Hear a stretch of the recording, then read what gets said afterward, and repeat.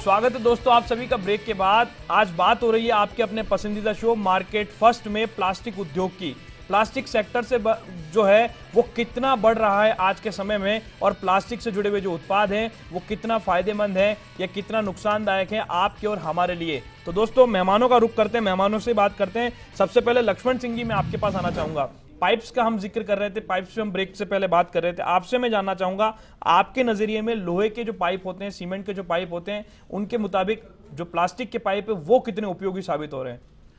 Lovely जी, मैं बताना चाहूँगा कि लोहे के जो पाइप हैं वो कुछ ही टाइम चलते थे, उनमें जंग आ जाता था, तो उसका रिप्लेसमेंट आज जो है एचडीपी पाइप है, प्लास्टिक पाइप है। प्लास्टिक पाइप जो है न सड़ेगा न गलेगा, उसकी लॉन्ग लाइफ है और ड्यूरेबिलिटी है उसकी। तो इसकी वजह से जो है ना प्लास्टिक आज मार्केट में काफ़ी आ रहा है। सीमेंट पाइप की अगर तुलना में बात करें लक्ष्मण जी, तो सीमेंट पाइप से अगर प्लास्टिक पाइप की तुलना की जाए तो कितना बेहतर मानते हैं आप प्लास्टिक पाइप को? प्लास्टिक पाइप देखिए, प्लास्टिक पाइप है तो उसकी जो स्ट्रेंथ है वो काफ़ी है। सीमेंट के जो पाइप है वो लीकेज हैं, उसमें लीकेज नहीं रोका जा सकता, न वेल्डिंग हो सकती है उसकी ढंग से। और एचडीपी पाइप है उसकी वेल्डिंग भी मजबूत होती है और ना वो टूटता है। बिल्कुल दोस्तों, जिस संस्थान से हमारे साथ में लक्ष्मण सिंह जी जुड़े हुए हैं वो है एलजी इरिगेशन। एलजी इरिगेशन के अंदर क्या कुछ व्यवस्था है, किस तरह से उनका प्लांट है, कैसे वहां पर निर्माण होता है और क्या गुणवत्ता का वहां पर ध्यान रखा जाता है, आपको सीधे लिए चलते हैं जयपुर में स्थित एलजी इरिगेशन के प्लांट में। नमस्कार दोस्तों, मेरा नाम गोवर्धन शर्मा है। मैं एलजी इरिगेशन का डायरेक्टर आज आपको कंपनी के बारे में बताना चाहूँगा। हमारी कंपनी 2011 के अंदर स्थापना हुई थी। हम एग्रीकल्चर पाइप बनाते हैं, सीवरेज पाइप बनाते हैं, वाटर के लिए पाइप बनाते हैं, वाटर लाइन के लिए। हम जो प्रोडक्ट बनाते हैं उसकी हम 24 घंटे के बाद में हम टेस्टिंग करवाते हैं। हम जो मानक है उसके अधीन ही पाइप बनाते हैं।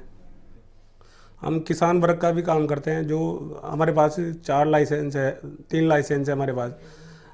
हमारे पास 4984 है तो वो वाटर सप्लाई में जाता है, और हमारे पास सीवरेज का है, वो जल बोर्ड में दिल्ली में ये मलमूत्र के काम में आता है, उसमें जाता है।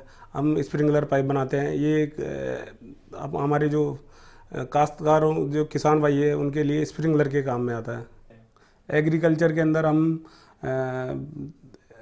पार्ट 1 का और पार्ट 2 और 4984, जो 4984 है ये बोरिंग की, ये डिलीवरी के अंदर यूज में आता है हमारा।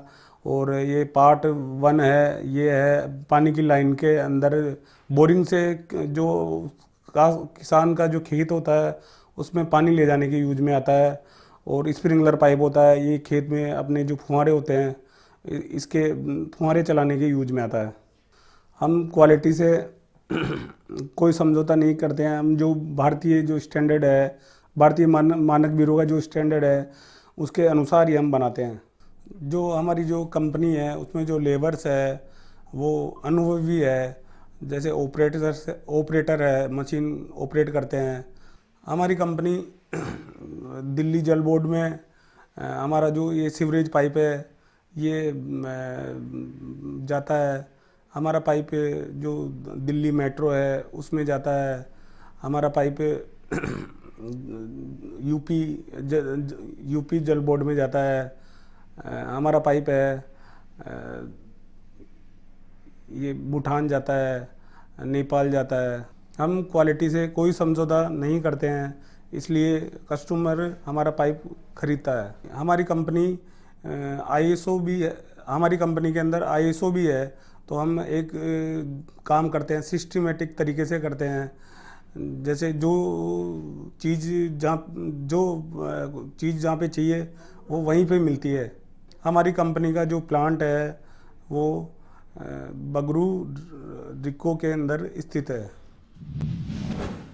तो दोस्तों आपने जाना कि किस तरह से एलजी इरिगेशन के अंदर काम होता है। गोवर्धन शर्मा जी आपको बता रहे थे कि वहाँ पर किस तरह का एनवायरनमेंट है और किस तरह से वहाँ की जो लेबर है, वहाँ के जो जुड़े हुए जो वहाँ के श्रमिक हैं, वो किस तरह से वहाँ पर अपने अपने उत्पादों का निर्माण करते हैं।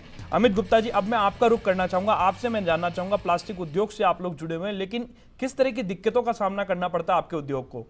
चलो मैं आपको बताऊं लवली जी कि प्लास्टिक एक ऐसी चीज़ है जो कि इसी युग में चालू हुई है। तो शुरुआती दिक्कतें बड़ी थी, एक्चुअल में बहुत बड़ी इसलिए थी कि कस्टमर को, या बात करें हम किसी भी रॉ आदमी को समझाना बड़ा मुश्किल था। वो कन्वर्ट होना संभव नहीं हो पा रहा था, क्योंकि सालों से जो चीज़ चली आ रही है, हमारा माइंड सेट था लोहे का पाइप मतलब लोहे का पाइप ही लगेगा जी, हम प्लास्टिक का पाइप क्यों लगाएं, प्लास्टिक का तो हल्का है, देखो ये कितना भारी है। ये इस तरह की समस्याएं बड़ी आती थी। लेकिन धीरे धीरे जैसे जैसे उस चीज़ को यूज़ किया जाने लगा, बहुत कम लोगों ने यूज़ किया, उसके रिजल्ट्स आए तो फिर हमारे कंज्यूमर्स बढ़ते चले गए। और आज की तारीख में हम बात करें तो पूरी तरीके से अडॉप्ट कर लिया गया है। प्लास्टिक पाइप को बात करें या प्लास्टिक को बात करें तो अडॉप्शन काफ़ी ज़्यादा मात्रा में बढ़ा है। और धीरे धीरे जैसे जैसे इसके रिजल्ट्स आते जा रहे हैं और आगे कस्टमर्स बढ़ते जा रहे हैं इसका, क्योंकि यूज़ बहुत अच्छा है, लाइफ अच्छी है, तो इसलिए आज की तारीख में अगर हम बात करें तो 70% मार्केट कन्वर्ट हो चुका है। 30% जो लोग हैं वो धीरे धीरे कन्वर्ट होने के लिए जा रहे हैं। ये अभी मैं बताना चाहूँगा प्लास्टिक युग के बारे में। बिल्कुल लक्ष्मण जी, मैं आपसे जानना चाहूँगा, प्लास्टिक इंडस्ट्री के से आप जुड़े हुए हैं, लेकिन प्लास्टिक के जो उत्पाद होते हैं, जो सिंचाई के जो उत्पाद होते हैं, जैसा कि आप जो पाइप्स का निर्माण करते हैं, उन्हें अगर कोई किसान वर्ग खरीदे या कोई आम आदमी खरीदे तो किस तरह का ध्यान रखा जाना चाहिए? देखिए, सबसे पहले तो मैं कहना चाहूँगा कि वो जो भी उत्पाद खरीदें वो ISI होने चाहिए और क्वालिटी से कोई समझौता नहीं करना चाहिए। ये नहीं देखना चाहिए कि ये सस्ता है तो मैं ये सस्ता खरीद लूँ।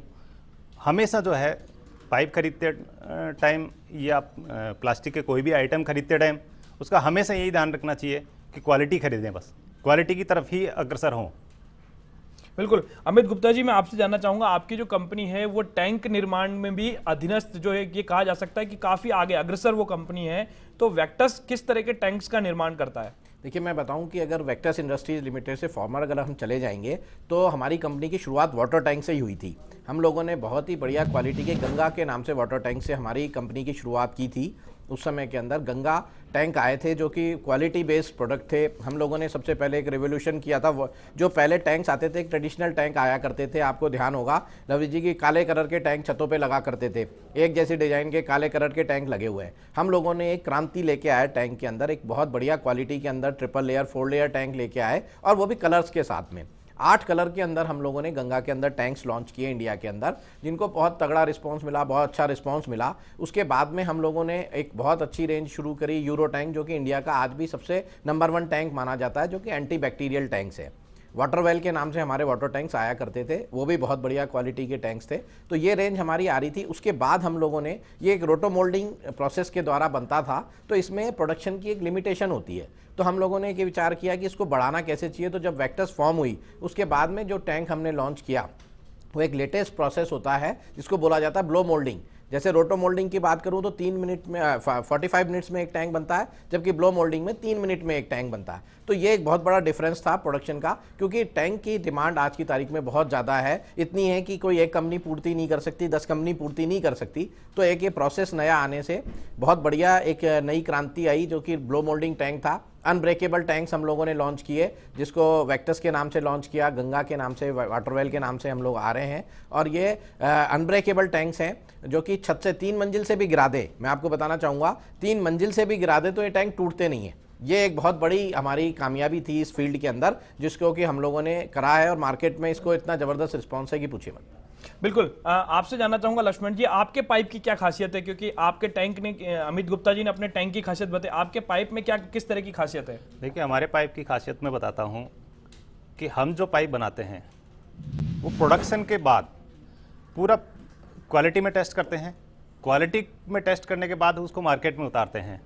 हम जो मटेरियल उसका यूज़ करते हैं वो अच्छा मटेरियल यूज़ करते हैं, और पूरा टेस्टेड मटेरियल, उसके बाद उसको मैन्युफैक्चरिंग करते हैं और मार्केट में उतारते हैं। लक्ष्मण जी, ये भी हम जानना चाहें किस किस तरह की जांच से गुजरता है आपका पाइप? जब पाइप को लेकर के आते हैं प्लास्टिक, किस तरह के उत्पाद का आप यूज़ करते हैं और कैसी जांच से गुजरता है पूरा पाइप? देखिए, सबसे पहले तो जैसे ही मटेरियल आएगा हमारे पास उसके MFI वगैरह होती है, डेंसिटी होती है, वो हम करवाते हैं। उसके बाद मशीन में वो प्रोडक्शन होता है। उसके बाद जब फिनिश गुड्स हो जाता है, फिनिश गुड्स होने के बाद भी वो कई तरह से, जैसे MFI हुआ उसका, टेंसाइल हुआ उसका, CBC हुआ उसका, उन सब से गुजरता हुआ वो पाइप अपने ग्राहक के पास में जाता है, ताकि वो जब ग्राहक के पास पहुँचे तो अच्छा पाइप ही पहुँचे। बिल्कुल। अमित गुप्ता जी, आपका रुख मैं करना चाहूंगा। आपने अमित गुप्ता जी अपनी कंपनी के प्लास्टिक टैंक की खासियत तो बताई, लेकिन आमतौर पर सीमेंट के टैंक और प्लास्टिक टैंक के बीच में अंतर क्या होता है और कितना किफायती और फायदेमंद होता है प्लास्टिक का टैंक सीमेंट के मुकाबले? देखिए, आपको बताऊं, आपने भी देखे होंगे, अगर पुराने ज़माने में हम सीमेंट टैंक्स लगाते थे छतों पे, तो उसको सबसे बड़ा तो एक होता था कि चढ़ाना, छत पे चढ़ाना, एक बहुत बड़ा चेन पुली के द्वारा उसको चढ़ाया जाता था, एक बहुत बड़ा टास्क हुआ करता था। जबकि अगर प्लास्टिक टैंक देखें तो बिल्कुल वजन नहीं होता प्लास्टिक टैंक के अंदर, उसको ईजिली हम क्या करते हैं, इंस्टॉल कर सकते हैं छत पे ले जाने के लिए। तो एक ये बहुत बड़ा डिफरेंस था। दूसरी चीज़ थी कि अगर सीमेंट टैंक को लगा दिया गया तो आज की तारीख में मैं कहूँगा आपको कोई ऐसा टैंक नहीं होगा जो लीक नहीं कर रहा होगा। सीमेंट टैंक में दरार आती थी, और जब वो दरार आ जाती थी तो उसको अपन भरने का कोई दूसरा साधन नहीं होता था, वो लीकेज होगा ही होगा और पूरे घर के अंदर सीपेज आ जाती थी। तो उसके लिए अगर हम बात करें, उसकी अपेक्षा बात करें, तो प्लास्टिक टैंक में लीकेज की कोई संभावना नहीं होती। एक बार टैंक आपने लगा दिया, अब आप भूल जाइए ज़िंदगी भर के लिए। अगर क्वालिटी का टैंक आपने लगाया है, अगर आपने हल्का लगाया तो मैं कुछ नहीं कह पाऊंगा, लेकिन अगर आपने क्वालिटी का टैंक लगाया है तो लीकेज की संभावना 0 के बराबर होती है। बिल्कुल गुप्ता जी, लेकिन ये भी जानना चाहेंगे दामों में कितना फर्क होता है, क्योंकि जो सीमेंट के टैंक होते हैं और जो प्लास्टिक के टैंक होते हैं उसमें दामों में कितना फर्क होता है लगभग? डेफिनेटली बात करूं, अगर हम सीमेंट टैंक से, प्लास्टिक टैंक थोड़ा महंगा जरूर पड़ता है, लेकिन हम बात करें जबकि सीमेंट को, टैंक को जब ऊपर चढ़ाया जाता था टंकी की सीमेंट की को, तो उसकी कॉस्ट अगर लगा लें तो वो बराबर हो जाती है। दूसरा, अगर उसमें लीकेज की और किसी लाइफ की बात करें, तो अगर हम बात करें तो दोनों को कंपेयर करेंगे तो प्लास्टिक टैंक सस्ता ही पड़ेगा अगर हम सारी कैलकुलेशन लगाएंगे। अच्छा, अगर ये जानना चाहें कि जो प्लास्टिक का टैंक होता है उससे अगर कोई आदमी व्यक्ति खरीदता है तो उसमें किस तरह के ध्यान रखे जाना चाहिए, किस तरह के मानकों पर खरा उतरते हैं प्लास्टिक टैंक? देखिए, प्लास्टिक टैंक में 2-4 चीज़ें जो इंपॉर्टेंट जो है वो होती हैं कि आपको सबसे पहले टैंक का वजन देखना चाहिए। टैंक की क्वालिटी को सबसे ज़्यादा मेज़र करने का तरीका यही है कि टैंक का वजन देखें, टैंक को अपने अच्छी तरीके से मेज़र करें कि टैंक दब रहा है या नहीं दब रहा है। टैंक में आपको देखने का, अंदर झांक के जरूर देखें कि वो किस, आप अगर जो अंदर झांक के देखेंगे तो आपको पता लगेगा कि क्लच किस प्लास्टिक से बना हुआ है, क्योंकि अगर इसके अंदर मटेरियल वर्जिन यूज़ हुआ होगा तो अंदर की जो लेयर होगी वो बिल्कुल वाइटनेस आपको नज़र आएगी, जबकि अगर नहीं होगी तो वो आपको पता लग जाएगा। तो ये कस्टमर को ध्यान देने वाली चीज़ें होती हैं। ढक्कन किस तरह का यूज़ किया हुआ है, एक्चुअल में इनमें सबसे ज़्यादा परेशानी ढक्कन को लेके होती है। ढक्कन बहुत जल्दी टूट जाते हैं, ढक्कन उड़ जाते हैं। अगर ढक्कन चूड़ीदार ढक्कन है तो बेस्ट होता है। आप, हमने जो टैंक निकाले हैं वो चूड़ीदार ढक्कन है, अगर चूड़ी लगा दी जाती है उसके बाद ना उसको बंदर खोल सकता है, ना वो उड़ सकते हैं, ना वो टूट सकते हैं। तो ये सारी चीज़ें टैंक के अंदर देखने लायक चीज़ें होती हैं कि उसको ध्यान में रखना ही कस्टमर को चाहिए। बिल्कुल। अमित गुप्ता जी और लक्ष्मण सिंह जी दोनों मेहमान हमारे साथ जुड़े रहेंगे दोस्तों, लेकिन फिलहाल हम ले रहे हैं एक छोटा सा ब्रेक के बाद वापस लौटेंगे और शुरू करेंगे बातचीत का सिलसिला, क्योंकि आज आपके अपने पसंदीदा शो मार्केट फर्स्ट में बात हो रही है प्लास्टिक सेक्टर की। फिलहाल एक छोटा सा ब्रेक।